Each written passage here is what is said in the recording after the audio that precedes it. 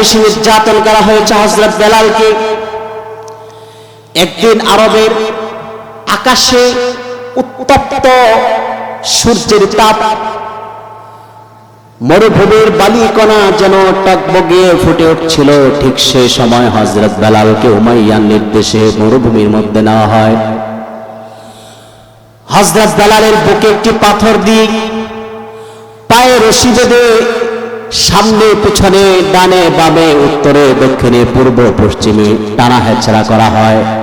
কিছুক্ষণ পর পর আঘাত করা হয় বেলালকে, আর বলা হয় ঈমান ছেড়ে দাও, আঘাত বন্ধ হয়ে যাবে।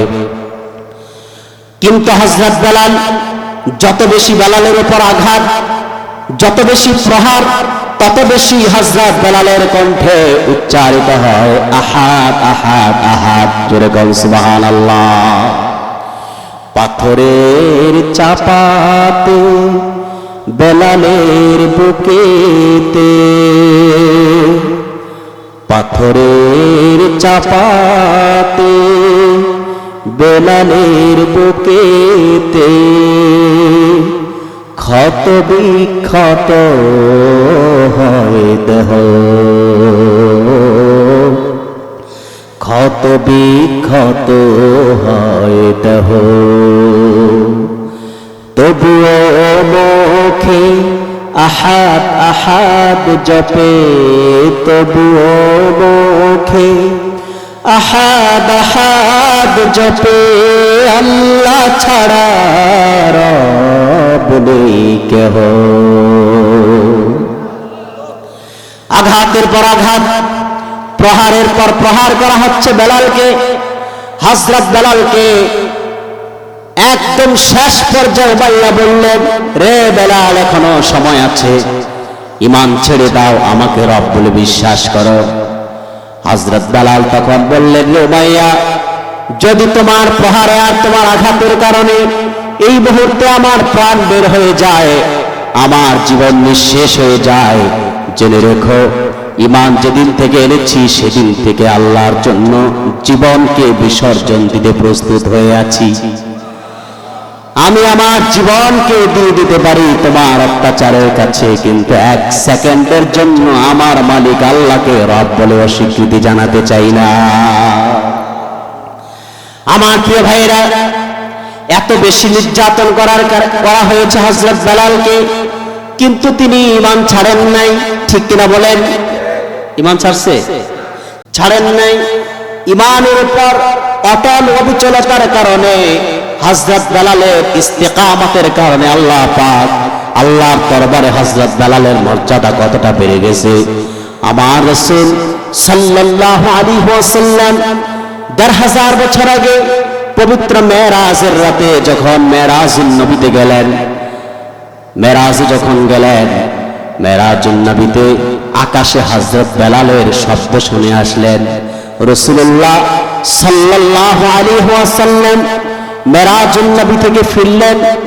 হযরত আব্দুল্লাহ বিন উমর বর্ণনা করেছেন, রাসূল করিম সাল্লাল্লাহু আলাইহি সাল্লাম মেরাজুন নবী থেকে ফিরে সাহাবায়ে কেরামের নিকটে তাশরিফ আনলেন।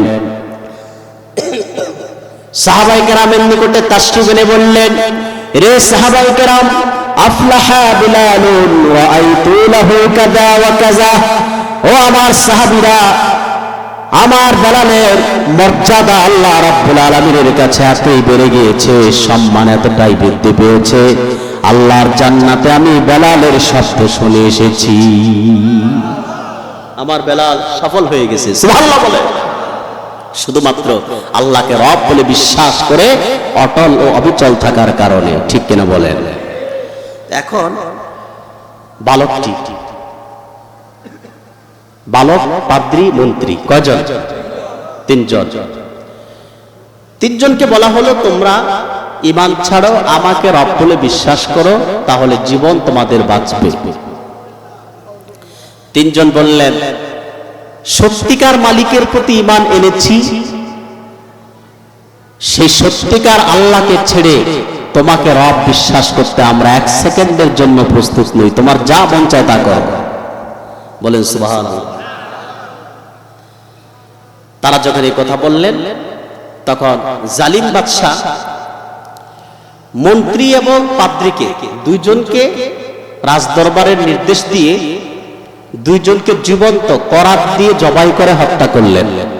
বলেন নাউজুবিল্লাহ।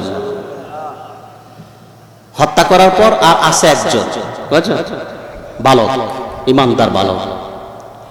বালকের প্রতি একটু ক্ষিপ্ত ছিল বেশি। মহব্বতের সাথে 1 মিনিট জিকির করবেন মহব্বতে, লা ইলাহা ইলাহা ইল্লাল্লাহু মুহাম্মাদুর রাসূলুল্লাহ সাল্লাল্লাহু আলাইহি ওয়াসাল্লাম। নারায়ে তাকবীর, নারায়ে রিসালাত। আজকের প্রধান মেহমান আল্লামা ডক্টর এনায়েতুল্লাহ আব্বাসী হুজুরের আগমন। নারায়ে তাকবীর। আলহামদুলিল্লাহ বলেন। হুজুর আমাদের একদম কাছাকাছি চলে এসেছেন, আমি আমার বক্তব্য ফিনিশিং করে ফেলতেছি। আমার প্রিয় ভাইয়েরা, জালিম বাদশাহ বালককে রাজদরবারের লোকদেরকে নির্দেশ করলেন, তোমরা এই বালককে পাহাড়ের উপর নিয়ে যাও, পাহাড় থেকে ফেলে হত্যা করবা। বালককে পাহাড়ের উপর নিয়ে গেলেন বাদশার লোকজন। সেখানে যে বালকটি আল্লাহর কাছে দোয়া করলেন, আল্লাহুম্মা কফিনিহিম বিমা শি'তা, হে আল্লাহ তুমি আমাকে জালিম বাদশার লোকজনের হাত থেকে বাঁচাও যেভাবে তুমি চাও। দেখা গেল পাহাড়ে প্রকম্পন শুরু হয়ে গেল। সেই প্রকম্পনে জালিম বাদশার লোকগুলো মারা গেল। হযরত ইমানদার বালকটি হেসে হেসে বাদশার দরবারে চলে আসলো। বাদশা জিজ্ঞেস করেন, রে বালক, তুমি তো মরে যাওয়ার কথা ছিল, তুমি কি মরো নাই? বলে, না মরি নাই। আমার লোকগুলো কোথায়? বালক বললেন, আপনার লোকগুলো সব মারা গেছে, তুমি কিভাবে আসলা? বালকটি বললেন, আমার রব যেভাবে চেয়েছে সেভাবে এসেছি। এরপর পাঠালেন নদীতে। কোথায়? নদীতে। নদীর মাঝখানে পানিতে ফেলে দিয়ে হত্যা করবে, পানিতে ডুবিয়ে। বালকটি আবার দোয়া করলেন। দেখা গেল হঠাৎ করে নদীতে ঝড় তুফান, জালিম বাদশার লোকগুলো পানিতে ডুবে মারা গেল। বালকটি, ইমানদার বালক, রাজদরবারে চলে আসলো।